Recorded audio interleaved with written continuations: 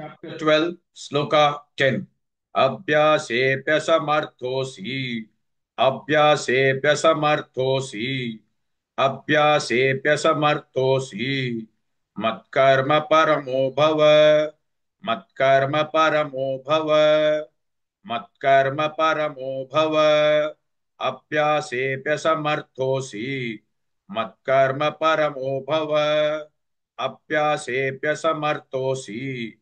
मत्कर्म परमो भव अभ्यासेऽप्यसमर्थोऽसि मत्कर्म परमो भव अभ्यासेऽप्यसमर्थोऽसि मत्कर्म परमो भव अभ्यासेऽप्यसमर्थोऽसि मत्कर्म परमो भव मदर्थमपि कर्माणि मदर्थमपि कर्माणि मदर्थमपि कर्माणि कुर्वन् सिद्धिमवाप्स्यसि कुर्वन् सिद्धिमवाप्स्यसि कुर्वन् सिद्धिमवाप्स्यसि मदर्थमपि कर्माणि कुर्वन् सिद्धिमवाप्स्यसि मदर्थमपि कर्माणि कुर्वन् सिद्धिमवाप्स्यसि मदर्थमपि कर्माणि कुर्वन् सिद्धिमवाप्स्यसि मदर्थमपि कर्माणि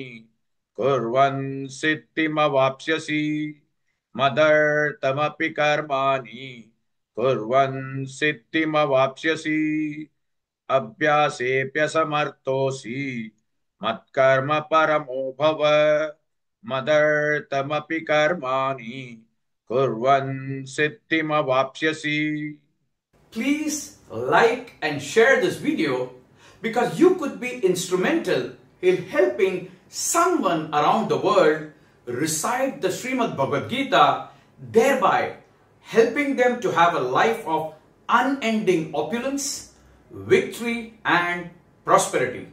This is mentioned in chapter 18, sloka 78.